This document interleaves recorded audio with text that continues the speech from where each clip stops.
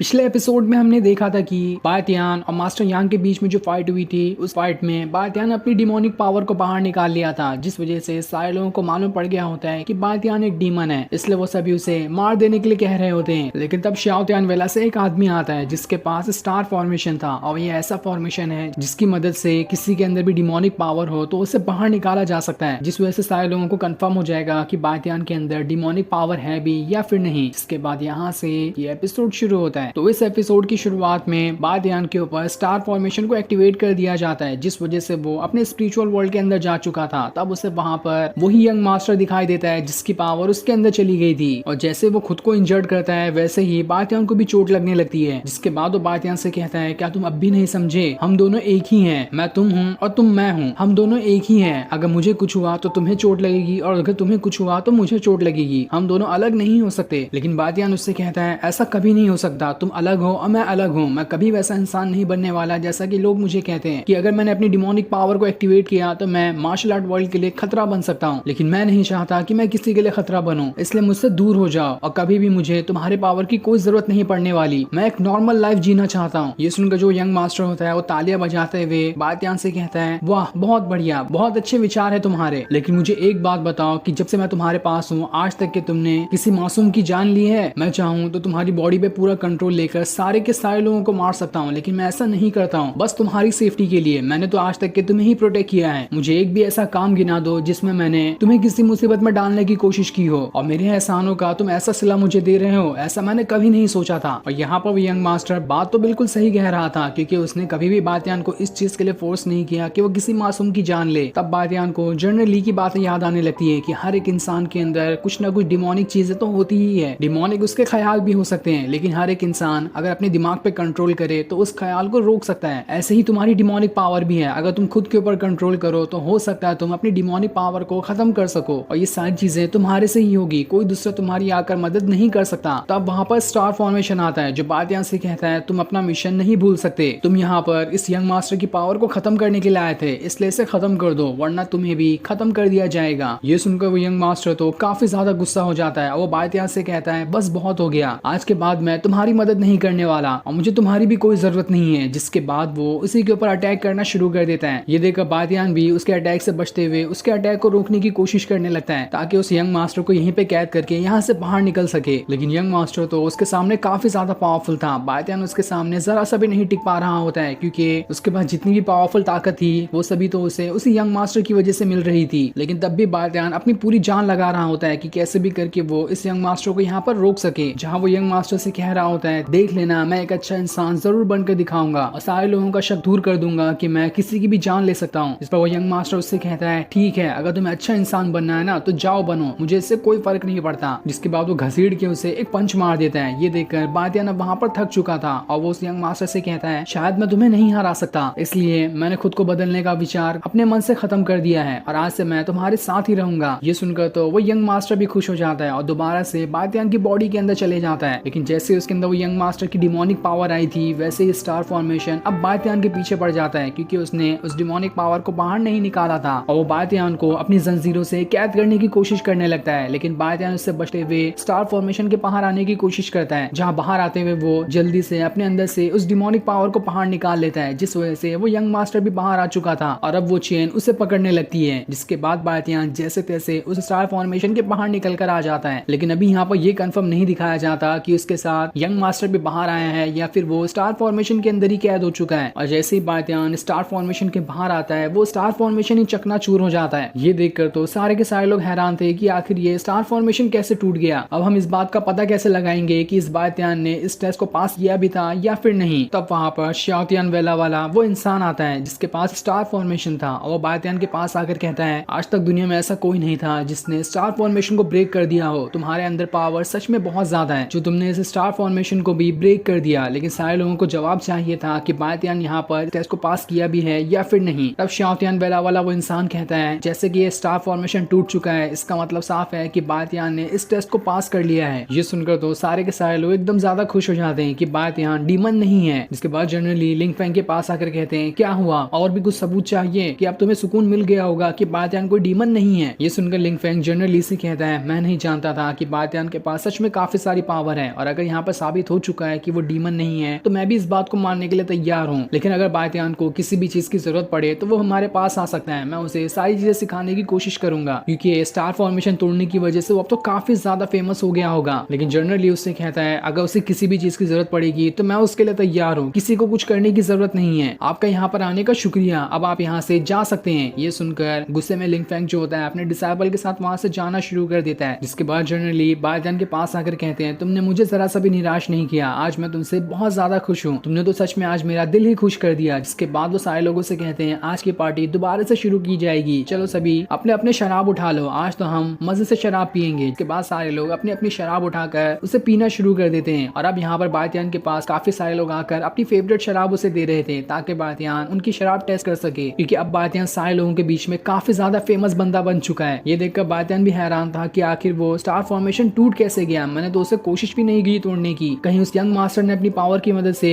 उस star formation को तो नहीं तोड़ दिया। तब वहाँ पर शियाओतियान बेला वाला वो इंसान भी आ जाता है जो खुद भी अपनी शराब बायतियान को ऑफर करने के लिए आया था। ये देखकर बायतियान भी कंफ्यूज कि अब वो पिए तो पिए किसकी शराब। इस चीज को देखकर तो जनरली भी हंस रहे होते हैं कि बायतियान कहाँ पर जाकर फंस गया। तब यंग मास्टर जो होता है जनरली से कहता है आपने तो पहले कहा था कि बायतियान के अंदर सच में डिमोनिक पावर है, तो आखिर वो इस टेस्ट में पास कैसे हो गया। ये सुनकर जनरली कहते हैं इस बारे में तो मैं खुद भी नहीं जानता, लेकिन मुझे इस बात की कंफर्मेशन है कि ये लिंग फेंग इतनी आसानी से चुप नहीं बैठने वाला, वो जरूर कुछ ना कुछ प्लान बना रहा होगा ताकि बायतियान को अपने साथ ले जा सके। हमें इसके लिए पहले से ही तैयार रहना होगा। और जैसा उनका शक होता है वहाँ पर वही चीज हो जाती है। लिंग फेंग अपने सारे साथियों के साथ दोबारा वहाँ पर आ चुका था, जिसके पास एम्पायर का दिया हुआ एक ऑर्डर भी होता है और वो बायतियान को वहाँ पर बुला रहा होता है। तब बायतियान को उन लोगों में मिंग भी दिखाई देती है। ये देखकर वह हैरान था कि मिंग आखिर इन लोगों के साथ क्या कर रही है। तब लिंग फेंग का जो डिसाइपल होता है वो बायतियान से कहता है मिंग को उसके मास्टर की तरफ से ऑर्डर दिया गया है कि वो एक क्रिमिनल को पकड़ के लाए, इसलिए वो हमारे साथ आई है क्योंकि हम यहाँ पर एक क्रिमिनल को पकड़ने के लिए आए हैं। तब उन सभी को देखकर सारे लोग वहाँ पर हैरान थे कि आखिर ये लोग वापस यहाँ पर क्यों आए हैं, जबकि बायतियान ने तो अपनी इनोसेंस साबित कर दी थी। तब लिंग फेंग सभी से कहता है लगता है आप लोगों को ये मैटर ठीक तरह से समझ नहीं आया, कोई भी यहाँ पर बायतियान की असली आइडेंटिटी नहीं जानता। जिसके बाद वो वहाँ पर दो बूढ़े आदमी को लेकर आ जाता है जो कि अपनी अपनी फैमिली के एल्डर थे, और ये दोनों वही लोग होते हैं जिन दोनों के बेटों को बायतियान ने डीमन बन के मार डाला था जब वो दोनों एक बार के अंदर एक लड़की को परेशान कर रहे थे। और इसलिए ये दोनों यहाँ पर आए थे ताकि वो बायतियान को इस क्राइम के बदले अरेस्ट कर सके, क्योंकि यही एम्पायर का ऑर्डर भी था। जिसके बाद लिंग फेंग का डिसाइपल एम्पायर का ऑर्डर जनरल ली को दे देता है, जिसके अंदर सारी चीजें साफ लिखी थी कि बायतियान एक हत्यारा है, उसने 2 लोगों की जान ली है, वो भी बहुत बुरी तरीके से। ये सुनकर सारे लोग कंफ्यूज कि आखिर बायतियान है क्या उसने सच में किसी की जान ली है या फिर उसे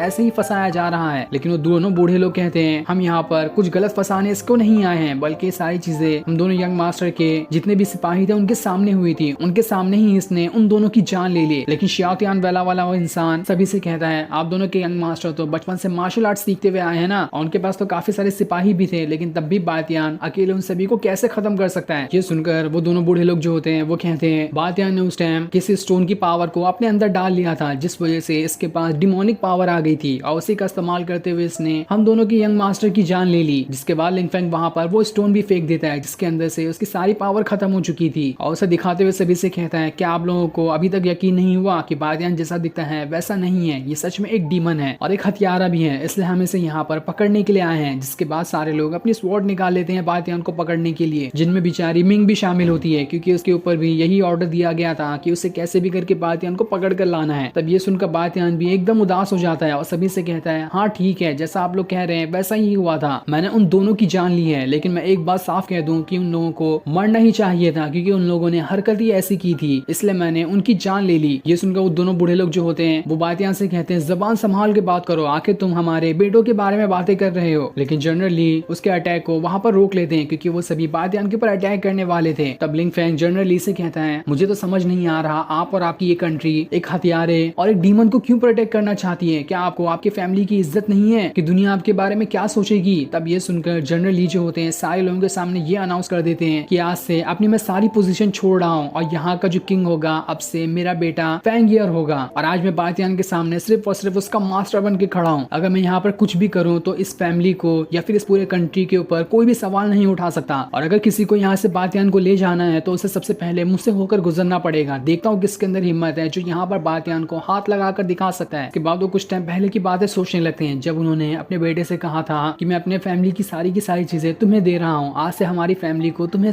संभालना है और तुम इस पूरी की पूरी फैमिली के नए किंग बन जाओगे। आज से तुम्हारे नाम के आगे जनरल लिखा जाएगा। ये सुनकर तो उनका बेटा भी हैरान था कि आप आखिर ऐसी बातें क्यों कर रहे हैं। जिस पर जनरल ली कहते हैं, मुझे पता है कि बातियान उस स्टार फॉर्मेशन को पास नहीं कर पाएगा, उसके बाद उसे काफी सारी मुसीबत का सामना करना पड़ सकता है, इसलिए मैं नहीं चाहता कि उसे इस मुसीबत के टाइम पे अकेला छोड़ दूं, इसलिए मैं उसकी मदद करना चाहता हूं। लेकिन अगर मैंने उसकी मदद की तो इस वजह से इस पूरी की पूरी फैमिली पे सवाल उठ सकते हैं, इसलिए मैं सारी की सारी चीजें तुम्हारे हवाले करता हूँ। तुम्हें इस फैमिली को संभालना होगा, क्योंकि मुझे पूरी उम्मीद है बातियान कभी कोई गलत कदम नहीं उठा सकता। माना कि उसके पास डिमोनिक पावर है, लेकिन वो किसी की जान नहीं लेगा और जो काम वो कर ही नहीं सकता उसके लिए अगर दुनिया उसे सजा दे तो मैं ये नहीं चाह सकता। कौन सा ऐसा मास्टर चाहेगा कि उसके डिसाइपल को बिना किसी कारण के सजा दी जाए, इसलिए मैं उसके लिए अपनी सारी चीजें छोड़ने के लिए तैयार हूँ। ये सुनकर तो उनके बेटे की भी आंखों में आंसू आ जाते हैं और अपने फादर से कहता है, जैसा आप कहेंगे मैं वो सारी चीजें करने के लिए तैयार हूँ। इसके बाद हम प्रेजेंट टाइम का सीन देखते हैं, जहाँ जनरली सभी से कह रहे होते हैं किसी के अंदर भी हिम्मत है तो आए और बातियान को हाथ लगा कर दिखाए। ये सुनकर तो लिंग फैंग एकदम ज्यादा गुस्सा हो जाता है और जनरली से कहता है, रुक अभी मैं तुझे बताता हूँ कि तू बातियान को बचाने के लिए क्या कर सकता है। और फिर ये सीन दिखाते ही ये एपिसोड यहीं पर एंड हो जाता है। Thanks for watching.